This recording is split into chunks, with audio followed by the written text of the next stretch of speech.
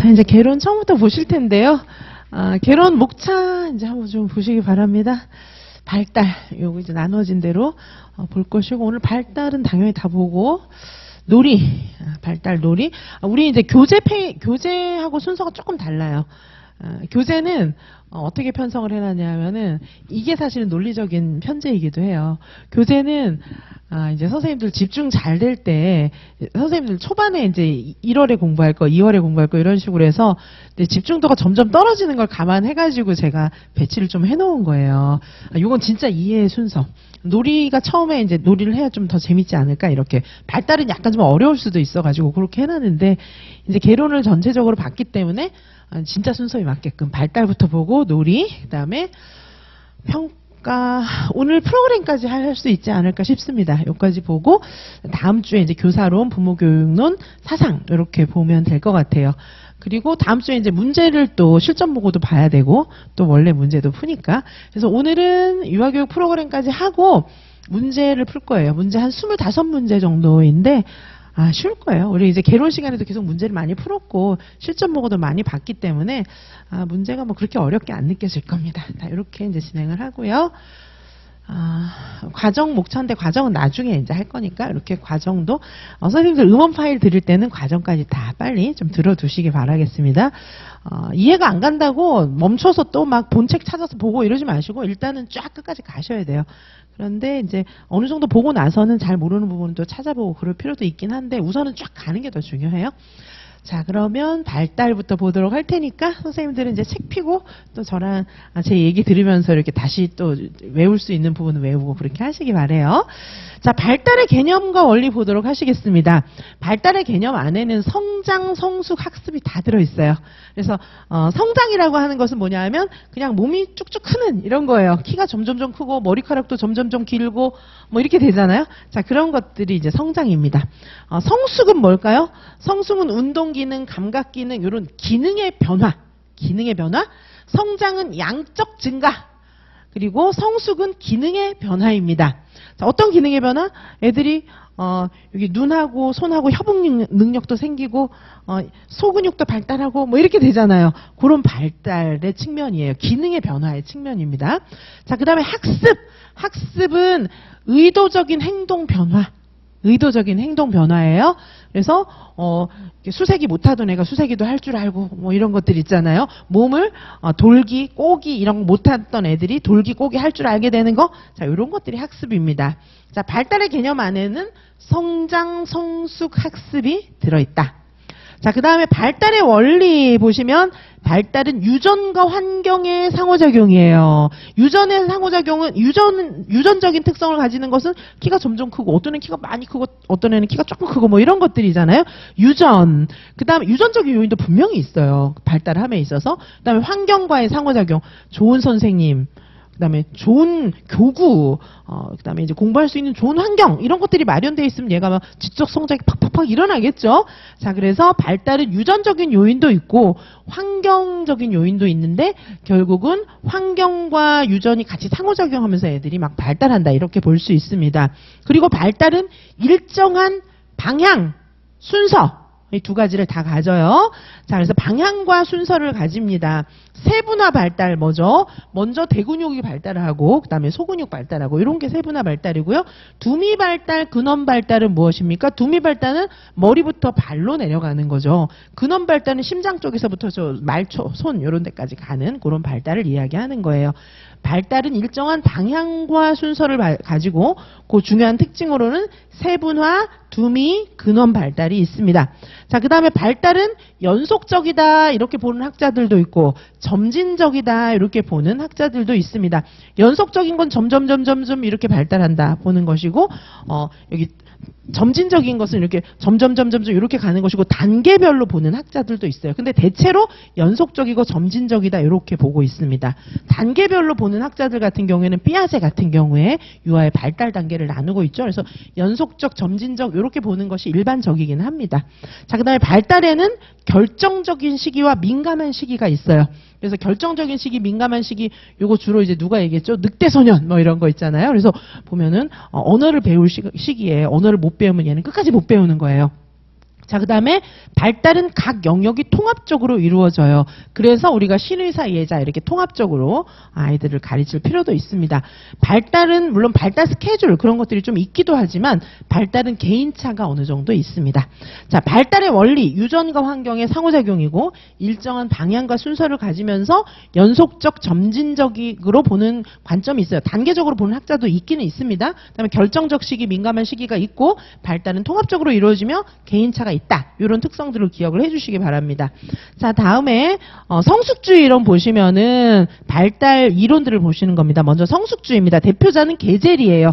게젤은 성숙이라고 하는 용어를 처음으로 사용했고 아동 성장과 발달이 이 사람 환경이 아니라 유전적으로 결정된다. 유전적으로 결정된다. 이렇게 보았습니다. 자, 게젤이 이야기한 대표적인 용어 준비도 표준행동 목록이 있어요. 준비도 개념은 무엇일까요? 유아가 준비될 때까지 기다려야 한다. 준비도 개념을 설명하자면은 준비될 때까지 기다려야 한다. 이게 준비도 개념의 핵심입니다. 자, 유아들한테 너무 지나친 발달을 막 체근하면서 너 빨리 해야지 빨리 해야지 이렇게 하지 말고 지나친 기대를 하는 것을 경고하면서 유아가 준비될 때까지 기다려야 한다. 요게 준비도의 개념입니다. 그 다음에 표준 행동 목록이 있어요. 이건 뭐죠? 유아의 발달 수준에 대한 기준. 요걸 제시한 게 표준 행동 목록입니다. 그래서 준비도 표준 행동 목록을 용어도 알아야 되지만 설명도 할 수 있어야 돼요. 표준 행동 목록은 발달 수준에 대한 기준을 제시하는 것입니다. 자, 그 다음에 이제 성숙주의 이론에서 이야기하는 인간 발달의 기본 원리, 발달 방향의 원리가 있습니다. 두미 발달, 근원 발달이에요. 두미 발달은 뭐죠? 머리에서부터 저 발 쪽으로 내려가는 거예요. 근원 발달은 심장 쪽에서부터 손 쪽으로 이렇게 내려가는 그런 것이 근원 발달입니다. 발달 방향의 원리는 두미, 근원이 있어요. 자, 그 다음에 상호 교류의 원리가 있습니다. 인간 좌우 양측면이 점차적으로 효과적으로 체계화되는 것이에요. 오른손, 왼손 이런 것들이 같이 상호 교류하면서 점점 발달하는 것이죠. 그 다음에 오른쪽 눈, 왼쪽 눈 얘네들이 같이 상호 교류하면서 같이 막 발달해요.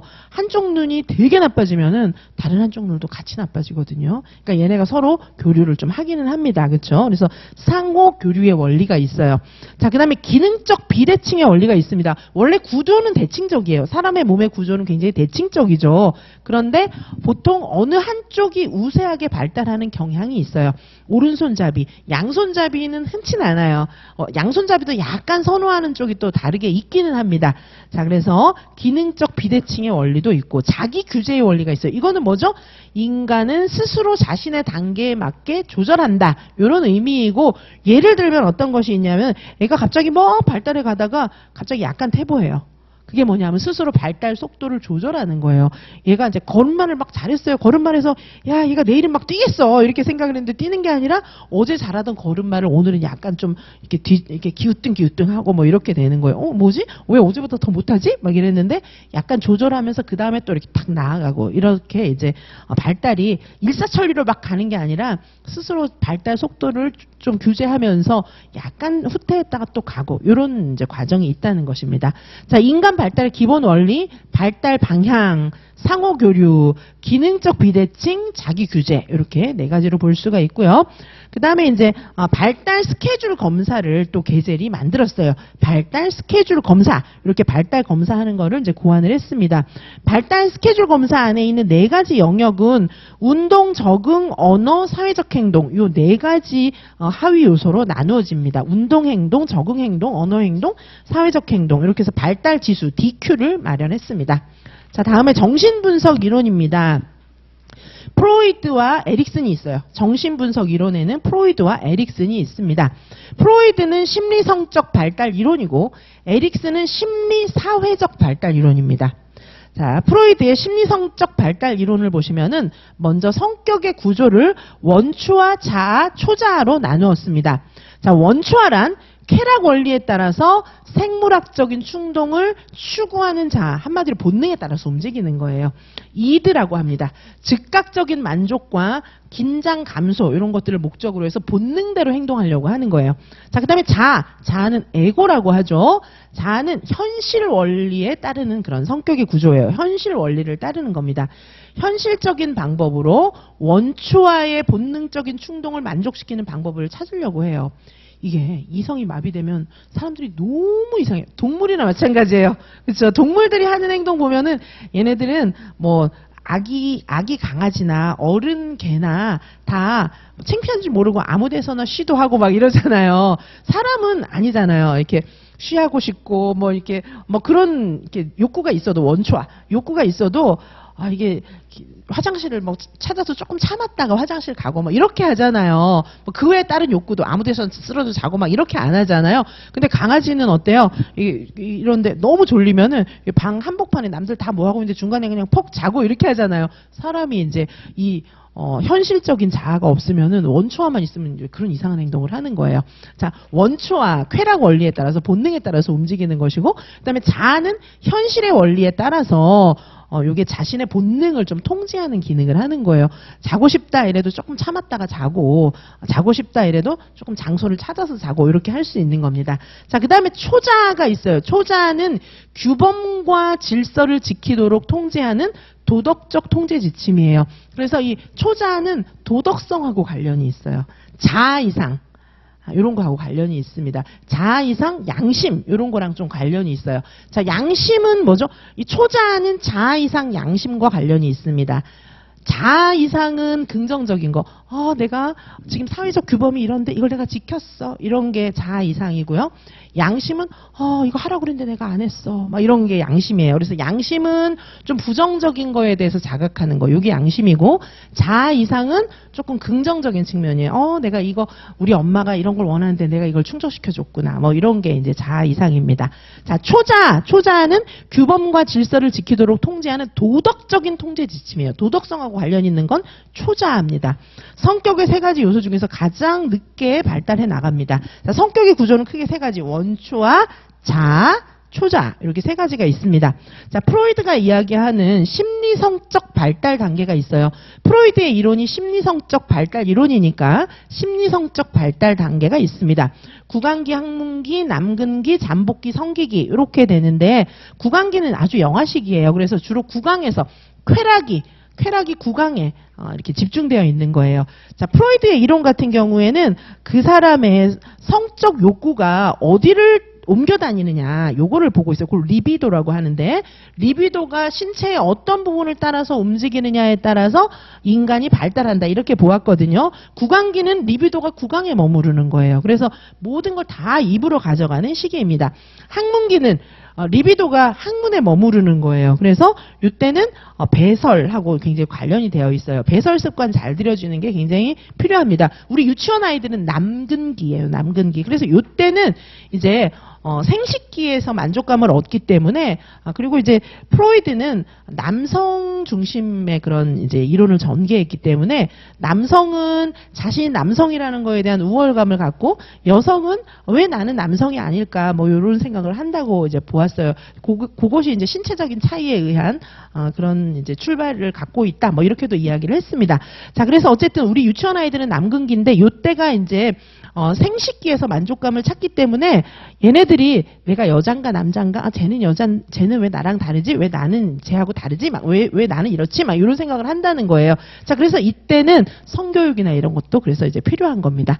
자, 이성의 부모에게 집착하고 이때 동성의 부모와 동일시예요. 그래서 성역할 이런 것들을 배우게 됩니다. 생식기에서 만족감을 얻는 시기입니다. 이게 남근기, 우리 유치원 아이들이고요. 그 다음에 이제 잠복기가 있어요. 이때는 이제 초등학생 시기 정도 되는데, 리비도가 활동을 멈추고 조용히 살기 때문에 이때는 동성 친구들끼리 잘 지내면서 굉장히 평화롭게 지내요. 어떤 이제 돌출 행동 이런 게 좀 많이 없어지죠. 그 다음이 이제 성기기라고 해서 사춘기부터 성인기까지를 이야기하는 것인데, 프로이드의 심리성적 발달 단계는 여기서 끝나요. 사실 인간의 발달은 처음에 수정되는 순간부터 죽음에 이를 때까지 계속해서 성숙과 발달이 일어나는데, 그냥 여기서 땡 끝났어요. 자, 그런 이제 한계가 있습니다. 그래서 이런 한계를 극복하기 위해서 에릭슨이 심리사회적 발달 이론을 제시했어요. 에릭슨은 인간 발달이 사회적 맥락 안에서 일어난다고 보았습니다. 사회적 맥락. 에릭슨은 프로이드의 이론을 발전시켰고요. 에릭슨의 이론은 전 생애의 발달 원리를 설명했어요. 일생 동안의 원리를 설명했습니다. 자, 에릭슨은 보시는 것처럼 심리 사회적 발달에 대해서 이야기를 하고 있기 때문에 에릭슨의 발달 단계에서 굉장히 중요한 것은 발달의 주요 대상이에요. 누구와 중요한 사회적 관계를 맺고 있나 이걸 보고 있어요. 자, 그래서 가장 처음 단계 1단계는 엄마, 주 양육자와의 관계가 제일 중요해요. 이때 신뢰감 대 불신감 이렇게 나타납니다. 엄마의 관계가 굉장히 좋으면은 얘는 신뢰감. 엄마하고 관계가 안 좋으면 불신감. 이렇게 되는 거예요. 신뢰감 대 불신감. 자, 그래서 이때는 이제 엄마가 굉장히 일관되게 양육하고 막 이렇게 하면 얘가 신뢰감을 형성할 수 있어요. 그런데 막 양육자가 맨날 바뀌고 막 이러면 얘한테는 세상을 믿을 만한 것이 못 되는구나 이런 인식을 주는 거예요. 얘는 불신감. 이런 것이 형성됩니다. 자, 오른쪽에 보시면은 프로이드의 단계하고 이렇게 같이 매칭을 시켜두었죠. 그래서 1단계인 신뢰감 대 불신감, 이 단계는 프로이드로 봤을 때는 구강기입니다. 자, 2단계는 자율성 대 수치심이에요. 자, 이때는 이제 주 양육자가 아니고 이제 부모 이렇게 되는 거예요. 엄마 아빠를 인식하죠. 이때는. 자, 그래서 부모입니다. 발달의 주요 대상은. 자, 이때는 이제 자신의 행동을 스스로 통제하는 경험을 하도록 해줘야 돼요. 너무 타율적으로 하나하나 막 다 통제하고 막 이렇게 하면 얘는 수치심을 가지게 돼요. 어디 가도 부끄럽고 자기 자신에 대한 자신감이 없는 거예요. 그런데 여기서 이제 아이한테 이렇게 자율적으로 뭔가를 결정하게 해주고 자신의 행동을 스스로 할 수 있도록 좀 자유를 주면은 얘는 자율성을 가지는 아이로 성장하게 됩니다. 자, 이때는 프로이드에 의하면 학문기입니다. 자, 우리 유치원 아이들은 주로 3단계에 해당해요. 아까 프로이드로 봤을 때는 남근기, 그다음에 에릭슨으로 봤을 때는 3단계.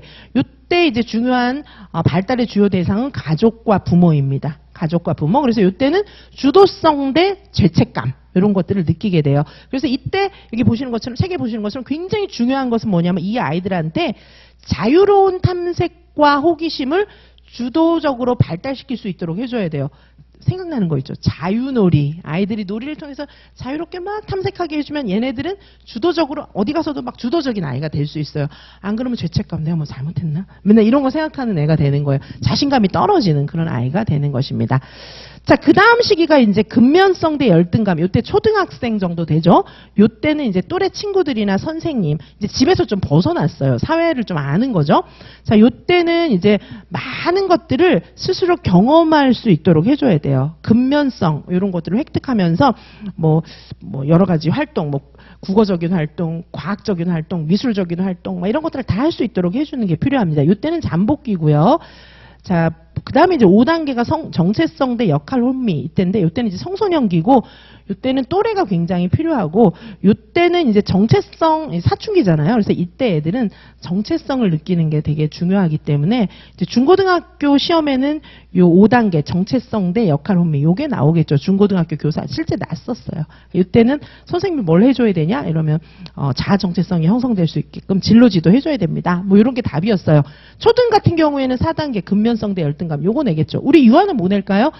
여기 주도성 대 죄책감 3단계 남근기의 특징이 중요하겠죠. 그래서 우리 유아들한테 주도성을 길러줘야 돼. 죄책감 말고요. 주도성을 길러주기 위해서는 자유로운 탐색과 호기심을 통해서 주도성을 발달시킬 수 있도록 해주는 것이 필요하다. 이렇게 기억하셔야 됩니다. 만약에 에릭슨의 심리사회적 발달 단계에 따라서 교사가 유아에게 어떤 지원을 해줘야 되는가 이렇게 물어보면 요거 답하시면 되는 거예요. 이해 가시죠?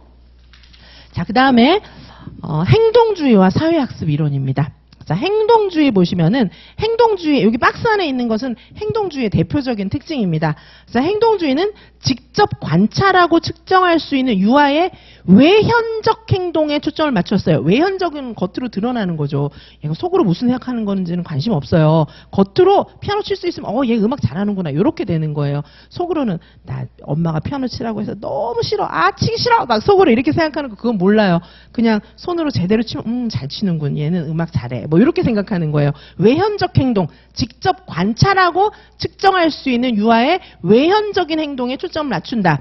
유아의 행동을 변화시키는 궁극적인 법칙을 밝혀내려고 해요. 그래서 뭔가 자극 주면 이 행동이 변하겠지? 어떤 자극을 줘야 되지? 막 이런 걸 생각하는 거예요. 자, 발달을 단계로 나누어지지 않은 연속적인 과정으로 봤어요. 삐아제나 이런 사람들은 아니죠. 아까 보신 것처럼 여기 정신분석 이론의 프로이드나 에릭슨은 단계로 딱딱 나눠놨잖아요. 근데 행동주의는 단계가 아니라 이렇게 점진적으로 발달되는 이런 식으로 본 거예요. 자, 발달을 단계로 나누어지지 않는 연속적인 과정으로 보았어요. 행동주의는. 자, 행동의 질적인 변화를 주로 강조해서 실험적인 방법을 사용해서 연구하려고 했습니다. 행동 변화를 강조하면서 실험을 했다. 이렇게 기억하시면 되겠고요. 자, 그러면 행동주의의 그런 몇 가지 형태를 좀 보시면은 고전적인 조건 형성 이론이 있습니다. 고전적 조건 형성. 이제 그 다음에는 조작적 조건 형성이잖아요. 스키너의 조작적 조건 형성하고 고전적 조건 형성과의 차이는 고전적 조건 형성에서는 인간을 정말 수동적인 존재로 본 거예요. 아무리 행동주의지만은 인간은 너무 수동적이라는 거죠. 그래서 자극하면 반응한다 이렇게 본 거예요. 자, 그게 고전적인 조건 형성 이론이고 스키너의 조작적 조건 형성은 나름대로 인간은 능동적인 존재다 이렇게 생각을 한 거예요. 그래서 환류를 통해서 학습한다. 환류 뭐죠? 피드백이 환류라고 제가 말씀드렸죠? 피드백, 환류를 통해서 학습한다. 이렇게 본 거예요. 뭐냐 하면은, 내가 지금, 여기 지렛대 발로 밟아봤거든? 그랬더니, 내가 좋아하는 모기가 나왔어. 와, 되게 좋은 거네. 환류, 피드백. 와, 또 해야지. 이렇게 생각한다는 거예요. 근데 지렛대를 밟았더니 돌이 뚝 떨어졌어요. 에이, 맛도 없는데 돌 떨어지던지 말던지 학습 안 해야겠다 이렇게 생각한다는 거예요. 학습 속도가 늦어지는 거예요. 근데 배고픈데 너무 맛있는 고기가 뚝뚝 떨어져 이러면 또 밟고 빨리 학습한다는 거예요. 자, 그래서 여기 스키너의 조작적 조건 형성은 인간이 능동적이기 때문에 환류를 통해서 학습하니까 얘네가 좋아하는 자극을 제시하면 훨씬 학습 잘한다 이렇게 본 겁니다. 자, 그래서 대체로 우리가 이제 아이들의 행동을 조절할 때 쓰는 행동주의 이론은 조작적 조건 형성 이론입니다. 자, 일단 고전적 조건 형성은 파블로프와 왓슨을 들 수 있어요. 파블로프 실험은 개하고 종소리하고 연합한 거죠. 그래서 요거는 고전적 조건 형성을 밝혀냈어요. 이렇게 조건을 제시하면은 얘가 반응해가지고 습관이 형성되고 학습이 되는구나. 요걸 발견했다는데 의미가 있습니다. 파블로프의 개하고 종소리 실험입니다. 그 다음에 왓슨은 고전적 조건 형성을 아동에게 적용시켜서 영아를 자신이 원하는 방향으로 키울 수 있다. 이렇게 주장을 했어요. 파블로프의 이론을 좀 더 발달시킨 겁니다. 자, 그 다음에 이제 스키너의 조작적 조건 형성에 보시면은 조작적 조건 형성이 무슨 뜻이냐 하면 조작적 조건이라고 하는 게 어떤 반응에 대해서 선택적으로 보상을 해주는 거예요. 지렛대를 밟으면 보상을 해주는 거예요. 선택적 보상. 지렛대를 안 밟으면 보상이 안 나와요. 선택적 보상을 함으로써 그 반응이 일어날 확률을 증가 또는 감소시키는 방법. 감소는 벌 주면 되죠. 전기자극 딱 주면 이제 안 하는 거지, 얘는. 그렇죠? 자, 그래서 조작적 조건을 만들어서 조작적 조건이라고 하는 것은 어떤 조건하고 행동을 이렇게 매칭시키는 거예요. 그렇죠? 조작적 조건을 형성시킨다. 이렇게 보았습니다. 그래서 조작적 조건 형성이라고 하는 것은 선택적으로 보상하는 거예요.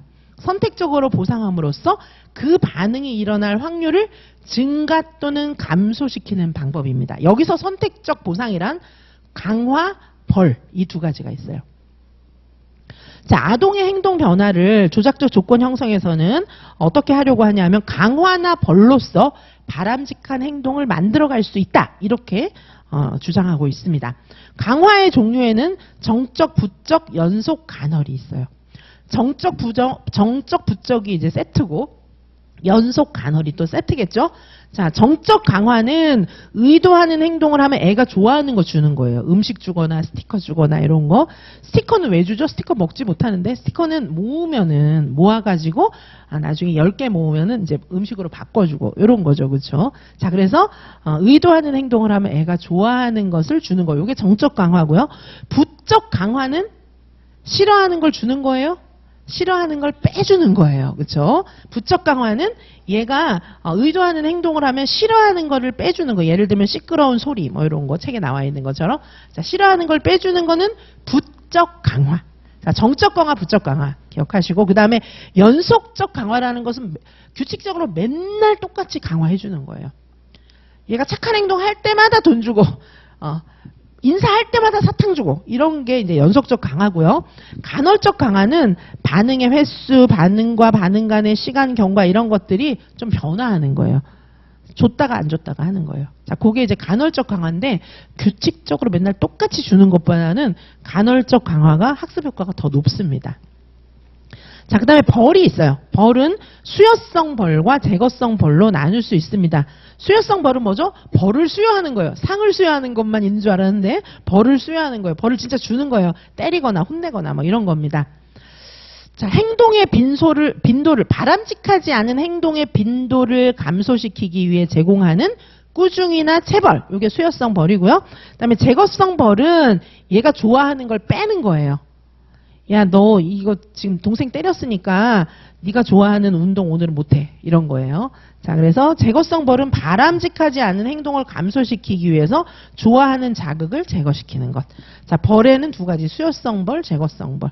다음에 이제 프리맥의 원리가 있습니다. 프리맥의 원리도 강화의 한 종류이지만은 좀 독특한 강화예요. 어떤 강화냐 하면 빈번하게 발생하는 행동이 상대적으로 덜 빈번하게 일어나는 행동의 빈도를 증가시키기 위한 강화물로 사용되는 거예요.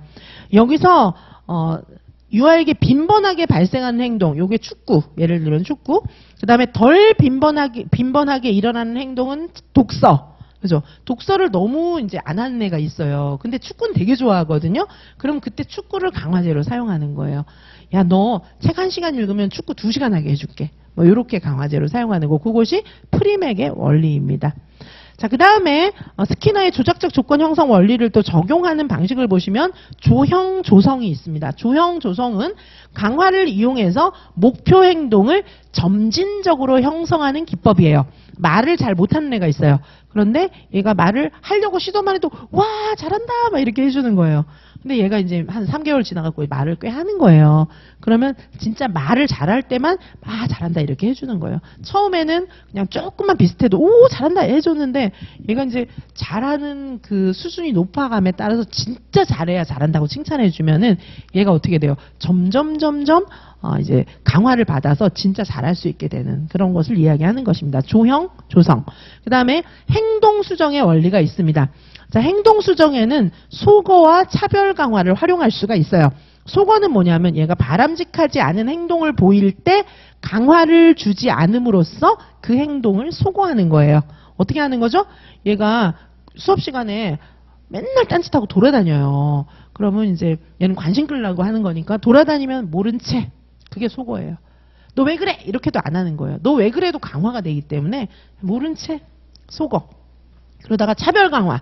뭐냐 하면 바람직하지 않은 행동에는 반응을 하지 않다가 아까 소거했잖아요. 반응을 하지 않다가 바람직하지 않은 행동을 멈추었을 때 강화하는 거예요. 지 혼자 돌아다녀 보니까 뭐 애들은 다 재밌는 거 하고 있는데 자기 너무 재미없잖아요. 그래서 에이 아무도 관심도 안 써주고 슬그머니 와서 이제 선생님 앞에 딱 앉았어요. 그러면 와 은정이가 이렇게 잘하는구나 이렇게 해주는 거. 그게 차별 강화예요. 자, 그래서 행동 수정을 할 때 주로 쓰는 게 소거와 차별 강화입니다. 애가 막 때렸어요. 떼쓰는 아이부터 조용하게 해줘야지 얘의 요구를 들어줬어요. 그리고 이제 교실을 수습하고 선생님이 수업했어요. 뭘 잘못한 거예요? 이 선생님은 얘 떠들고 막 떼쓰는 행위를 강화시켜 준 거예요. 그럴 때는 소거하고 그 다음에 차별 강화 이렇게 해줘야 합니다. 자, 그 다음에 체계적 둔감법이 있어요. 공포를 일으키는 자극에 점진적으로 노출시켜서 공포를 소거하는 방법. 이게 체계적 둔감법입니다. 기출에 나온 적도 있죠. 어떻게 했죠? 애가 유치원 막 엄마 떨어지는 거 너무 싫어하는 거예요. 막 울고 불고 난리가 났어요. 첫날은 엄마가 유치원 끝날 때까지 같이 있어요. 그 다음 날은 이제 점심시간 때까지만 같이 있어요. 그 다음 날은 한 10시까지만 같이 있고 이런 식으로 해서 점점 줄여가면서 나중에는 이제 유치원 차량 태워서 보내는 그런 방법이 체계적 둔감법입니다. 공포를 일으키는 자극에 점진적으로 노출시켜서 공포를 소거하는 방법. 요 외우셔야 합니다. 자, 그 다음에 행동주의하고 사회학습 이론을 묶어서 보기도 해요. 분리시키기도 하고. 자, 반두라의 사회학습 이론입니다. 사회학습 이론에서는 아동이 자신의 발달에 능동적인 역할을 한다. 이런 점을 좀 강조했어요. 아까 행동주의는 좀 너무 학습자를 이제 수동적으로 봤잖아요. 인간은 인지적 존재다. 이렇게 이제 이야기하면서 내가 요걸 배울까 말까, 더 할까 말까 이런 걸 인간이 좀 결정한다는 것입니다. 자, 발달은 아동과 환경 간의 지속적인 상호작용을 통해서 얘가 따라하잖아요. 모델을 따라하잖아요. 그래서 아동과 환경 간의 지속적인 상호작용을 통해서 발달이 이루어진다. 이렇게 보면서 상호결정론. 아까 행동주의는 뭐예요? 왓슨 같은 경우에는 환경만 만들어 주세요. 내가 애 원하는 대로 길러줄게요. 뭐예요? 애는 완전히 수동적이잖아요. 근데 여기 반두라는 상호결정론의 개념을 제시했습니다. 자, 관찰학습의 과정을 세분화했어요. 사회학습 이론 반두라 하면은 관찰학습 반드시 기억하셔야 됩니다. 관찰학습의 과정 외우셔야 돼요. 주의 집중, 파지, 운동재생, 강화와 동기적 과정. 강화, 동기적 과정. 강화, 동기화. 이렇게 그냥 하나만 쓰셔도 사실은 됩니다. 자, 근데 이제 뭐 완벽하게 하면 강화와 동기적 과정 이렇게 같이 합쳐서 말하는 게 더 맞긴 맞죠. 주의 집중, 파지, 운동재생, 강화. 이렇게 볼 수 있어요. 자, 주의 집중은 뭐죠? 뭐지? 이렇게 보는 단계. 그게 주의 집중이고 파지는 뭐죠? 잠깐 기억하는 거예요. 그래서 주의 집중을 통해서 얻은 모델의 행동이 학습자의 기억에 전이되는 거. 그게 파지 단계예요. 잠깐 기억하는 겁니다. 그다음에 운동 재생은 모델의 기억된 행동을 학습자가 능숙하게 재생하는 거예요. 자, 수영을 배우려고 해요. 요거 이제 보통 운동 학습하고 이제 많이 연결합니다. 수영을 배우려고 해요. 수영 코치가 수영하는 거 보면서 와 멋있다 주의 집중이에요. 그 다음에 이제 파지는 뭐냐면 수영 코치가 팔은 이렇게 움직였지 다리는 이렇게 움직였지 팔 다리 이렇게 움직였어 이렇게 머릿속에 잠깐 기억하는 거예요. 운동재생은 팔도 해보고 다리도 해보고 이렇게 하고 물에서 막 가보는 거예요. 자, 그 다음에 이제 수영을 좀 할 줄 알아요. 능숙하게 재생됐어요.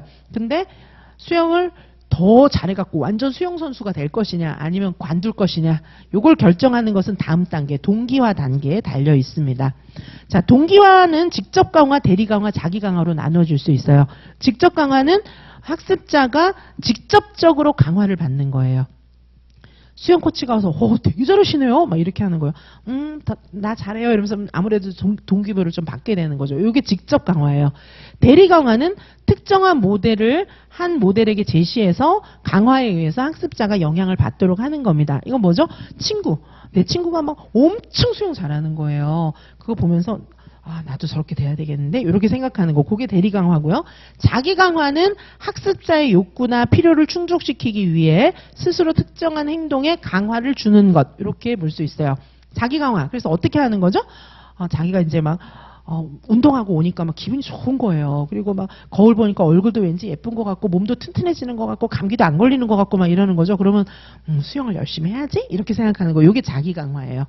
자, 동기화의 단계는 직접 강화, 대리 강화, 자기 강화로 나눠볼 수가 있습니다. 그리고 반두라는 자기 효능감의 개념을 제시했어요.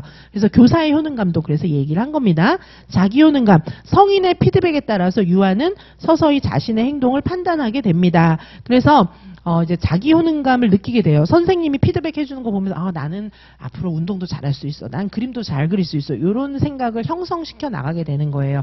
자신의 기준에 맞는 롤 모델을 선택하면서 자기 효능감을 기르게 됩니다. 선생님 보면서 난 선생님처럼 돼야지. 선생님처럼 공부를 열심히 해야지. 뭐 이렇게 생각하게 되는 거예요. 아니면 친구를 롤 모델로 선택할 수도 있고요.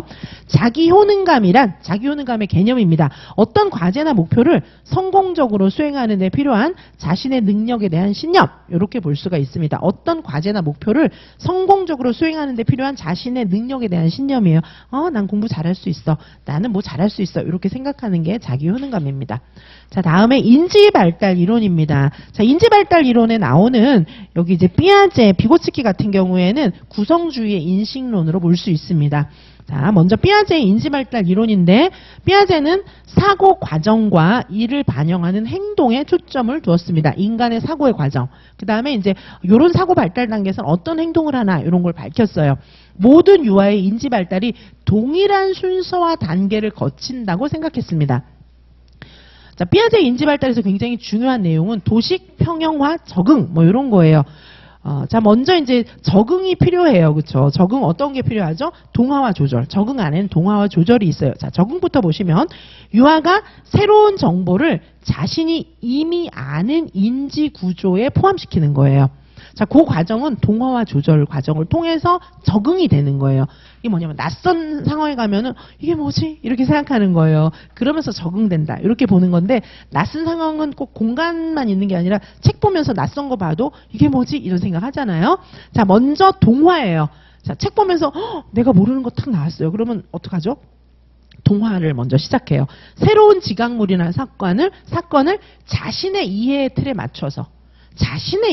맞춰서 해석하고 받아들이는 인지 과정이 동화예요. 근데 내가 이전에 알던 걸로 해석하려고 해도 안 돼요. 그러면 조절은 뭐냐면 기존의 인지 구조로는 새로운 사물을 이해할 수 없기 때문에 기존의 인지 구조를 변경시키는 거. 자, 조절은 기존의 인지 구조를 변경시키는 거. 동화는 자신의 이해의 틀에 맞춰서 이해하고 받아들이는 거. 이렇게 되는 거예요. 처음에 동화를 하다가 안 되면 조절 단계로 가는 거예요.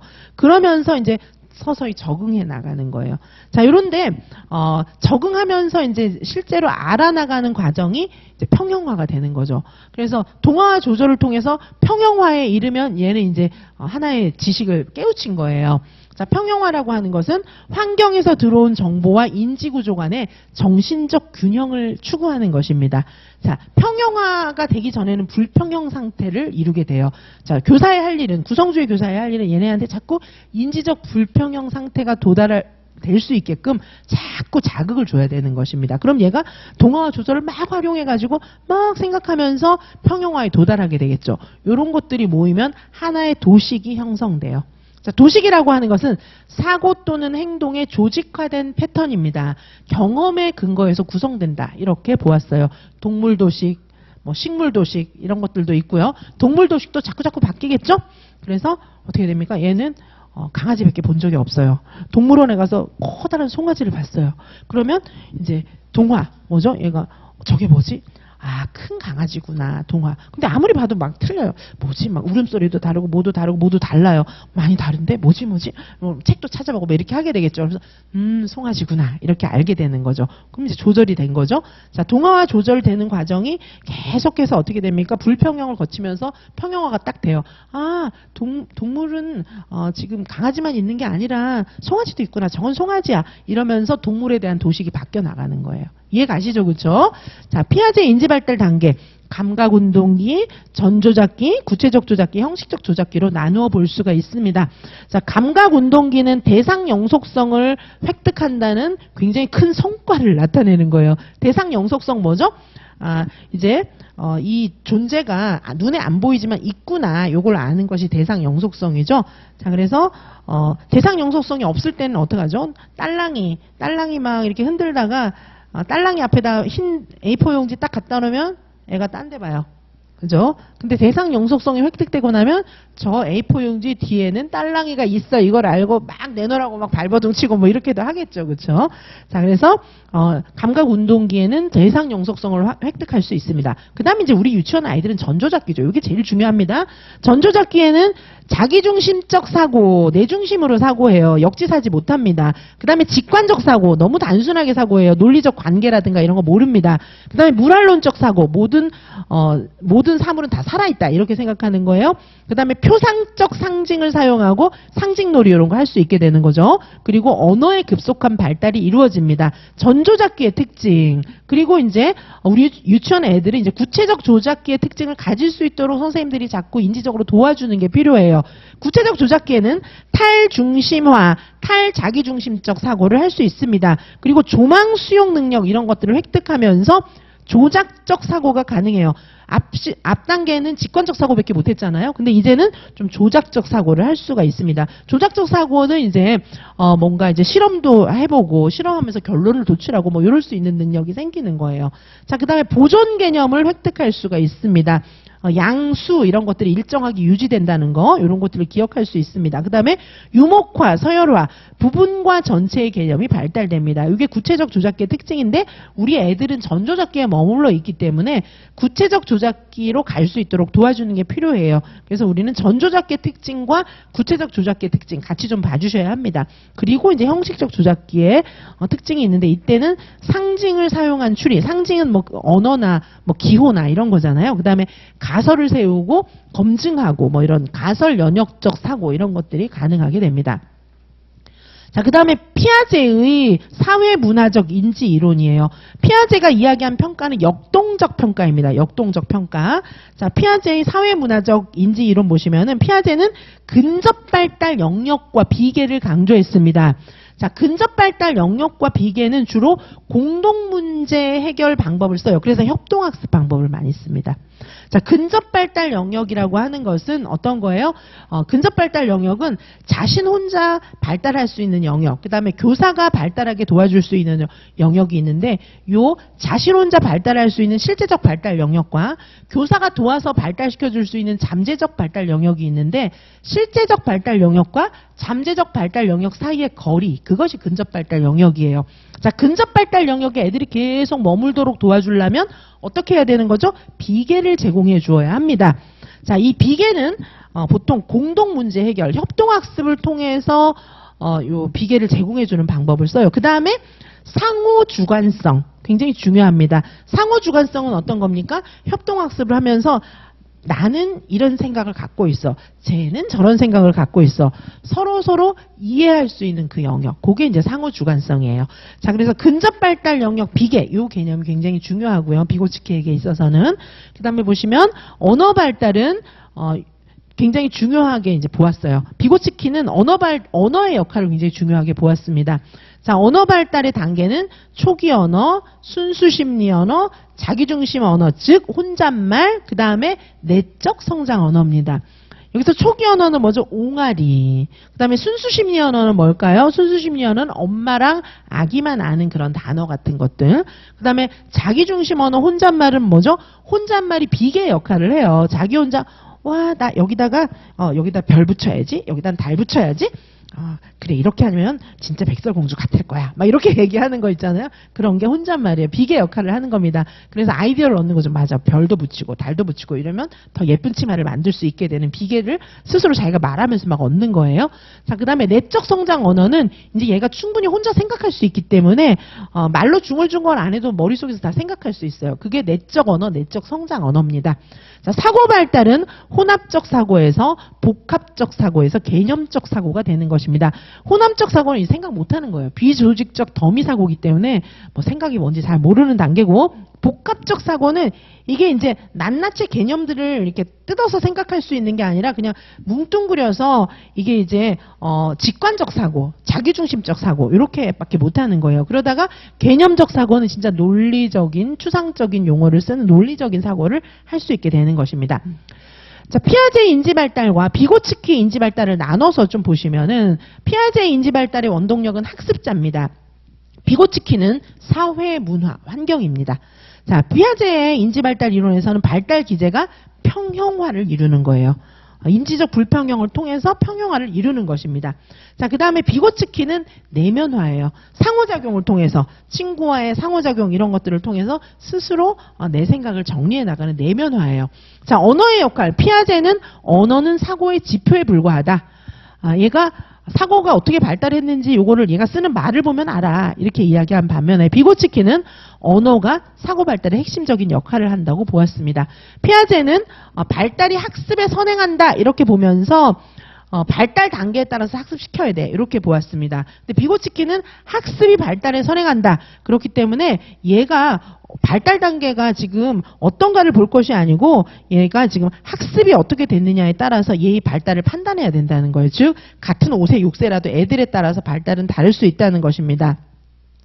자, 피아제 인지 발달에서는 상호작용 보시면 또래 간의 상호작용을 중요하게 보았고, 비고치키는 지적으로 유능한 사람과의 상호작용을 중요하게 생각했어요. 비계를 제공해주는 사람이 필요하다는 것이죠. 자, 그 다음에 피아제의 인지발달 이론에서는 타인의 도움 없이 독자적으로 경험이 발달한다. 주로 혼자놀이죠. 환경과 상호작용하면서 애가 막 머릿속에서 동화 조절을 거치면서 발달하는 거예요. 비고치키는 성인과 유능한 또래가 학습이나 발달에 중요한 영향을 준다. 이렇게 보았기 때문에 공동문제 해결, 협동학습이나 상호주관성, 협동학습을 통한 상호주관성을 획득해서 내면화시키는 거, 요게 중요하다고 본 것입니다. 자, 여기까지 보시고요. 잠시 쉬었다가 정보 처리 이론부터 보시겠습니다.